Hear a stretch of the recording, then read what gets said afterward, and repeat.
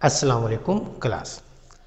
आज हम फिर अपना चैप्टर नंबर 17 का एक टॉपिक करने जा रहे हैं और ये आपका एक लॉन्ग क्वेश्चन बन सकता है।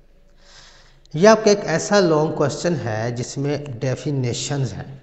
अगर उन सब डेफिनेशंस को आपस में मिलाया जाए तो आपके पास लॉन्ग क्वेश्चन बन सकता है, और अगर सेपरेटली वो डेफिनेशन तैयार की जाए तो अलग से आपसे शॉर्ट क्वेश्चन में पूछी भी जा सकती है, एमसीक्यू भी आ सकता है। यानी कि इस चैप्टर का एक बहुत इंपॉर्टेंट टॉपिक जो शॉर्ट, लॉन्ग और एमसीक्यू इन तीनों के लिहाज से इंपॉर्टेंट है। इस टॉपिक का नेम है हमारे पास स्ट्रेस स्ट्रेन कर्व।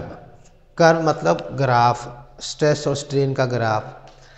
अब इसका मतलब ये है कि इस टॉपिक के अंदर हम बेटा क्या देखने जा रहे हैं कि अगर किसी मटेरियल पर स्ट्रेस अप्लाई किया जाए तो उसमें स्ट्रेन पैदा होता है। अब वो स्ट्रेन और स्ट्रेस का आपस में ताल्लुक क्या है, क्या क्या कैसे कैसे चेंजिंग आती हैं, वो हमने आज इस ग्राफ में देखनी है। सिंपल सी बात करता हूँ। फॉर एग्जांपल आपको ट्रेन से कहीं जाना है, ट्रेन आपकी झंग से जाती है सरगोदा तक फॉर एग्जांपल, तो झंग से डायरेक्ट सरगोदा नहीं जाएगी, पहले मुख्तलिफ स्टॉप्स पर दरमियान में कुछ कुछ देर के लिए रुक कर अपनी डेस्टिनेशन सरगोदा पे पहुंच जाएगी। सेम ऐसे ही मैंने किसी मटेरियल को तोड़ना है तो मेरी डेस्टिनेशन है इस मटेरियल को तोड़ना। इसको तोड़ने के लिए फोर्स लगाना शुरू करूँगा। अब जब फोर्स लगाएंगे और वो डेस्टिनेशन तक पहुँचने के दरमियान में उसके साथ क्या क्या होता है, हमने वो क्या करना है आज ग्राफिकली एक्सप्लेन करना है कि यानी कि कौन कौन सा पड़ाव कब पड़ता है, वो हमने यहाँ पर क्या करना है एक्सप्लेन करना है। इस टॉपिक के अंदर कर्व है, ग्राफ है। ग्राफ बनाना इम्पोर्टेंट है। ग्राफ अगर बनाना आ गया, उसमें कौन कौन सा कहाँ पॉइंट है, तो ये डेफिनेशन अपने आप आपको क्लियर हो जाएंगी। मैंने यहाँ पर देखिए डिफाइन पूरी नहीं लिखी हुई, बुक के अंदर बेहतरीन करके डेफिनेशन लिखी हुई है, आप वहीं से नोट कर सकते हैं। मैंने यहाँ पर उनके जो की पॉइंट्स हैं वो लिखे हैं ताकि आपको कॉन्सेप्ट क्लियर हो सके। स्ट्रेस स्ट्रेन कर्व, सबसे पहले हम जहाँ पर इंट्रोडक्शन की बात करें तो हमारे पास स्ट्रेस अप्लाई करेंगे तो ज़ाहिर बात है वहाँ पर डिफॉर्मेशन जनरेट होगी, डिफॉर्मेशन पैदा होगी। डिफॉर्मेशन पैदा होगी तो हमने उस स्ट्रेस को अप्लाई किया, कितना कितना अप्लाई किया, कैसे कैसे डिफॉर्मेशन हो रही है, उसका एक ग्राफ बनाएंगे जिसमें एक्स एक्सिस पर हमारे पास स्ट्रेन होगा, वाई एक्सिस पर हमारे पास क्या होगा, स्ट्रेस होगा। ग्राफ में हम साथ ड्रा करते जाएंगे। इस ग्राफ को बनाने के लिए हमने एक मैकेनिकल टेस्टिंग मशीन को यूज़ किया।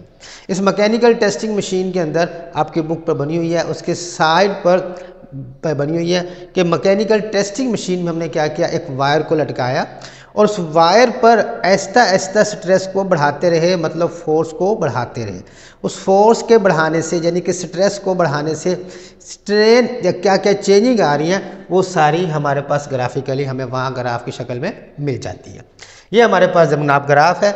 अब इसको ड्रा करना है। सबसे पहले हमें पता है कि हम जब किसी चीज़ पर स्ट्रेस लगाते हैं तो उतना ही स्ट्रेन पैदा होता है। Stress over strain is equal to constant, जिसे कहते हैं हुक्स लॉ, जिसे हम कहते हैं हुक्स लॉ। जितना स्ट्रेस लगाएंगे उतना ही स्ट्रेन पैदा होगा। तो सबसे पहली बात, हमारे पास सबसे पहला एक पॉइंट जो एक पड़ाव, उसका नाम है प्रोपोर्शनल लिमिट। यानी कि जब आप स्ट्रेस लगा रहे हैं तो बेटा आपके पास स्ट्रेस और स्ट्रेन आपस में क्या रह रहे हैं, डायरेक्टली प्रोपोर्शनल रह रहे हैं। क्या रह रहे हैं हमारे पास, डायरेक्टली प्रोपोर्शनल रह रहे हैं। और ये डायरेक्टली प्रोपोर्शनल चलते हैं ओ से ए तक, ओ से ए तक। तो इस मकाम को ओ से लेकर ए तक जब आपके पास कर्व बिल्कुल सीधी रहे, डायरेक्टली प्रोपोर्शनल को रिप्रेजेंट करे, रिमेन स्ट्रेट, तो बेटा उसे हम कहते हैं प्रोपोर्शनल लिमिट। और उस वक्त ये बेसिकली ओबे कर रहा है कि इसको भला हुक्स लॉ को। अब क्वेश्चन ये है कि हम जो स्ट्रेस बढ़ाते जाएंगे क्या तब भी डायरेक्टली प्रोपोर्शनल रहेगा, ऐसा नहीं होता। तो इसलिए हमें एक स्पेसिफिकली एक अलग से पॉइंट बनाना पड़ा कि ओ से ए ये वो स्ट्रेस है, ये वो पॉइंट है जहाँ पर आपका स्ट्रेस अप्लाई करने से उसकी लाइन बिल्कुल सीधी जा रही है, उसने अपनी जो स्ट्रेटनेस है उसे लूज़ नहीं किया, उसे लूज़ नहीं किया। तो पहला पॉइंट प्रोपोर्शनल लिमिट, क्लियर बात बेटा, जो है ओ से ए तक, जिसमें पता लगता है कि बेटा हमारे पास इसमें स्ट्रेस और स्ट्रेन आपस में क्या है, डायरेक्टली प्रोपोर्शनल है। क्लियर बात बेटा। अब इसके बाद बेटा हमारे पास एक लिमिट आती है जिसे कहते हैं इलास्टिक लिमिट। इलास्टिक लिमिट में हम ये देखते हैं कि अब दोनों का डायरेक्टली प्रोपोर्शनल का ताल्लुक नहीं रहता, यानी कि ये पॉइंट ए से आकर ये कर्व हमारे पास सीधी नहीं होती, थोड़ी सी हल्की सी बेंड कर जाएगी। इसका ये बेंड करना अब डायरेक्टली नहीं शो कर रहा। क्या शो नहीं कर रहा? डायरेक्टली, मतलब स्ट्रेस लगाने से स्ट्रेन वहाँ पर चेंजिंग क्या हो रही है, ज़्यादा हो रही है।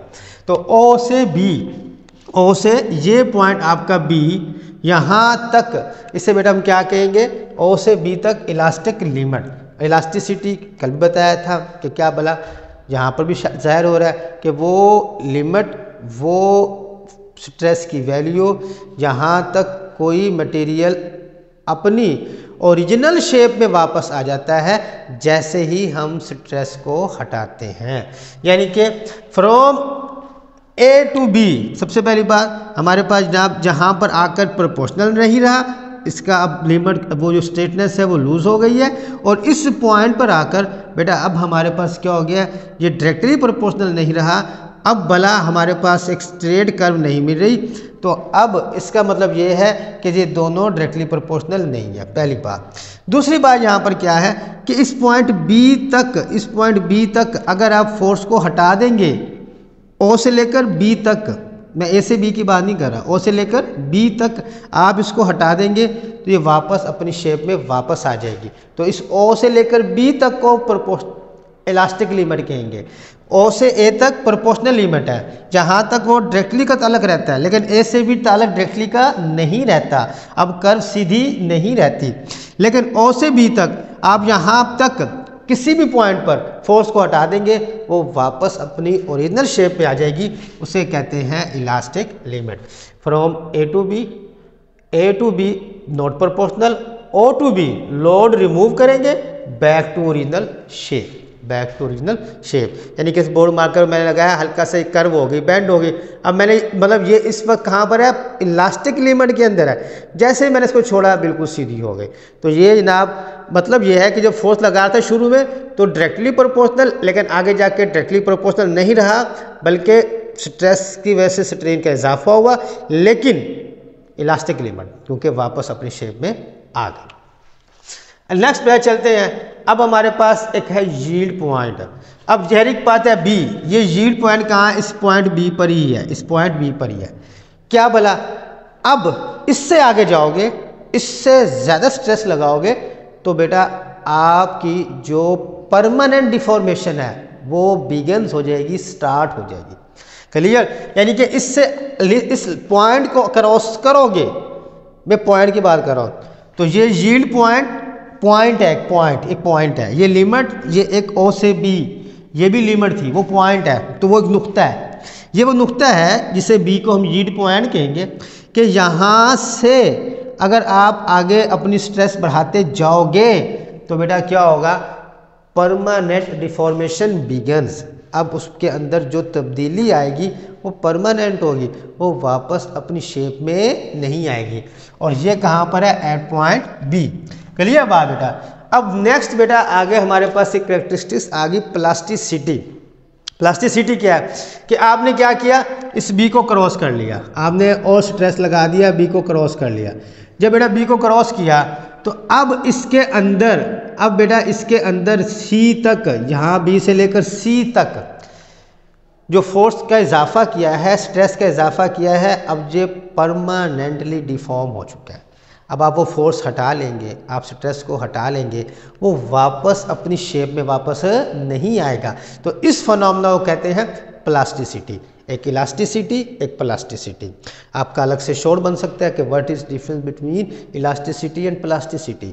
इलास्टिसिटी में स्ट्रेस को हटाने से वापस ओरिजिनल शेप में आ जाता है, प्लास्टिसिटी में स्ट्रेस को हटाने से वापस ओरिजिनल शेप में नहीं आता। क्लियर बात बेटा? तो ये अब आपकी होगी परमानेंटली डिफॉर्म्ड, यानी कि जहाँ पर डिफॉर्मेशन बिगेन्स हुई थी, जहाँ पर वो डिफॉर्म हो चुका है, मुबारक हो, अब वो वापस अभी तब्दीली पर नहीं आएगा और रिकवर नहीं होगा। और इसको रिप्रेजेंट किया हुआ है बी से सी तक। यानी कि पॉइंट बी ने आपको वार्न किया था, खबरदार इससे आगे जाओगे तो तबाह हो जाओगे। तो मतलब ये पॉइंट बी क्या था, यील्ड पॉइंट था। आपने बी को क्रॉस किया, अब बी से सी गए, अब आप तबाह हो चुके हो, यानी कि परमानेंटली डिफॉर्म हो चुके हो। अब आप वापस अपनी उस शेप में जाने वाले नहीं हैं। क्लियर बात बेटा। अब इस सी पॉइंट पर, इस सी पर भी एक पॉइंट है, लिमिट की बात नहीं कर रहा, ये वो पॉइंट है सी। ये बताता है कि इस पॉइंट से अगर आगे बढ़ोगे ना, डिफॉर्म तो परमानेंटली हो ही चुके हो, अपना बेड़ा गर्क तो कर ही चुके हो, लेकिन इससे आगे जाओगे तो अब टूटना शुरू हो जाओगे, अब टूटना शुरू हो जाओगे। क्लियर बात बेटा। तो मतलब पॉइंट सी पर आप ये कह सकते हैं, इसे हम कहते हैं अल्टीमेट टेंसाइल स्ट्रेंथ।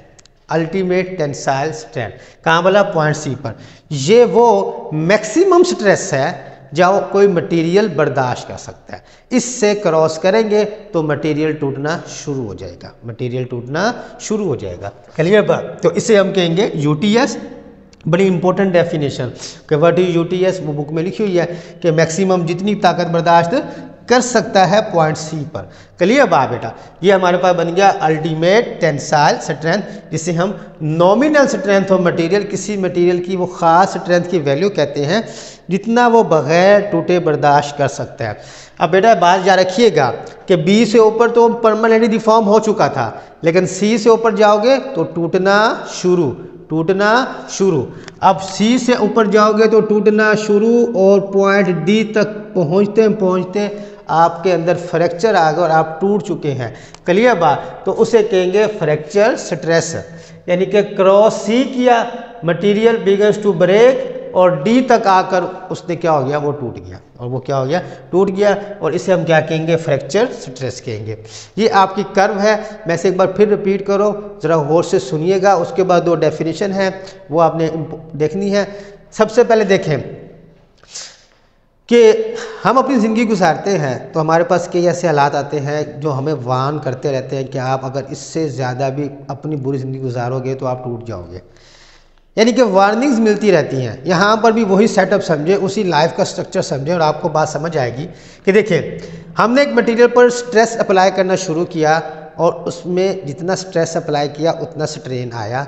स्ट्रेस और स्ट्रेन डायरेक्टली प्रोपोर्शनल रहे, हुक्स लॉ अप्लाई हुआ, और उस जहाँ तक ये काम बड़ा खूबसूरती से होता रहा कि जितना स्ट्रेस उतनी स्ट्रेन, उस मकाम तक को हमने नाम दिया प्रोपोर्शनल लिमिट। यानी कि आपके पास ओ से लेकर ए तक ये क्या थी, प्रोपोर्शनल लिमिट थी। ठीक है बेटा, जहाँ तक आपका स्ट्रेस और स्ट्रेन डायरेक्टली प्रोपोर्शनल रहा। आपने जैसे ही पॉइंट ए क्रॉस किया, अब जो लाइन बिल्कुल सीधी आ रही थी, स्ट्रेटनेस थी, उसकी स्ट्रेटनेस होगी लूज, यानी कि वो डायरेक्टली प्रोपोर्शनल नहीं रहे।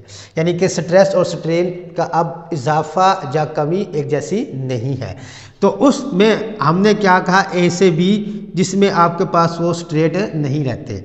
अब इसमें चलें तो अगली बात है कि ओ से बी तक, पहले ए से बी जिसमें प्रोपोर्शनल नहीं है, ओ से बी तक चले, ये सारा आपका रीजन क्या बन जाएगा, इलास्टिक लिमिट बन जाएगा।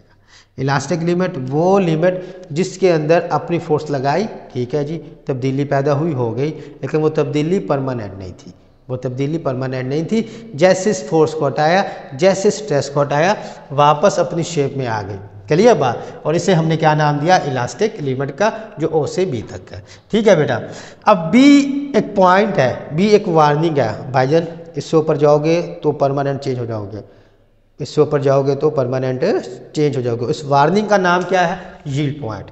क्लियर बात। तो यील्ड पॉइंट वो पॉइंट है जिससे आप ऊपर क्रॉस करोगे तो आपके अंदर जो डिफॉर्मेशन होगी वो अपेरेंटली नहीं होगी, वो परमानेंट होगी। क्लियर बात बेटा। तो बी पॉइंट पर आपके पास, इस बी पॉइंट पर हमारे पास क्या आया, यील्ड पॉइंट आया। ठीक है। आपने कहा नहीं जी मैं तो ऊपर जाऊंगा ही जाऊंगा, ठीक है जी, आपने और स्ट्रेस अप्लाई किया, तो जब आप बी को क्रॉस किया तो अब आपके अंदर डिफॉर्मेशन हो चुकी है और परमानेंट है। आपने कहा नहीं यार मुझे यकीन नहीं आ रहा, आपने फोर्स हटाई, लेकिन उसकी शेप चेंज नहीं हुई, ओरिजिनल शेप नहीं बनी। तो बी से सी ये बेटा मेरे पास वो पॉइंट आया जिसे हमने नाम दिया प्लास्टिसिटी। यानी कि इलास्टिसिटी और प्लास्टिसिटी का फ़र्क, इलास्टिसिटी और प्लास्टिसिटी दूसरे के अपोजिट। इलास्टिसिटी में फोर्स लगाओ, वापस मोड़ो और वो ओरिजिनल शेप में आ जाता है। प्लास्टिसिटी में ऐसे नहीं होता। क्लियर।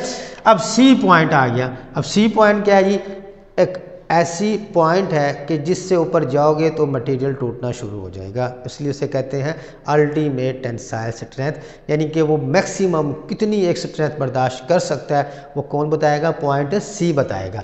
तो इसलिए अल्टीमेट टेंसाइल स्ट्रेंथ। और आपने सी को क्रॉस किया, आपने मतलब एक वार्निंग बी पे थी परमानेंटली डिफॉर्मेशन की, एक वार्निंग सी पर थी, आपने नहीं इसको ख्याल किया, अब आपकी चीज़ें क्या हो गई हैं, टूटना शुरू हो गई हैं, तो उसे हम कहेंगे फ्रैक्चर स्ट्रेस और एट दी एंड वो आकर टूट जाएंगी। क्लियर बात बेटा।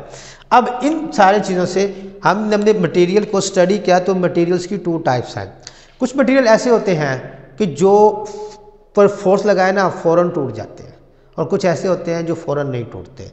फॉर एग्जाम्पल कॉपर का एक रॉड हो, उसे फोर्स लगाएं तो बेंड हो जाएगा, टूटेगा नहीं। यही आपके पास गिलास हो, शीशा हो, उस पर फोर्स लगाएं तो वो फ़ौरन क्रिच मार के टूट जाएगा। तो मतलब इसका मतलब ये है कि ऐसे मटेरियल जिनमें प्लास्टिक डिफॉर्मेशन आती है, यानी कि वो टूटने से पहले आपको कहते हैं कि भाई आप इस तरह फोर्स बढ़ाओगे टूट जाओगे, प्लास्टिक डिफॉर्मेशन आती है, उन्हें कहते हैं डक्टाइल सब्सटेंसेस। और ऐसे मटेरियल जिनमें प्लास्टिक डिफॉर्मेशन नहीं आती, यानी कि वो फ़ौरन इलास्टिक लिमिट के बाद फ़ौरन टूट जाते हैं, उन्हें हम कहते हैं ब्रिटल सब्सटेंसेस। उन्हें हम क्या कहते हैं, ब्रिटल सब्सटेंसेस। तो आपका बड़ा इंपॉर्टेंट शॉर्ट क्वेश्चन बन सकता है कि what is difference between ductile and brittle substances. तो बता सकते हैं कि डक्टाइल फ़ौरन टूट जाते हैं, फ़ौरन नहीं टूटते, ब्रिटल फ़ौरन टूट जाते हैं। डक्टाइल की एग्जांपल कॉपर आयरन है, इसकी example glass high carbon steel है। इसमें प्लास्टिसिटी आती है, इसमें प्लास्टिसिटी नहीं आती, इलास्टिक लिमिट के बाद फ़ौरन टूट जाते हैं। क्लियर बात। ये बेटा आपका टॉपिक है, उम्मीद है आपको समझ आया होगा। कोई भी क्वेश्चन कोई बात समझ आए तो आप लोग मुझसे पूछ सकते हैं। मिलते हैं अगली वीडियो में, तब तक के लिए अल्लाह हाफिज़।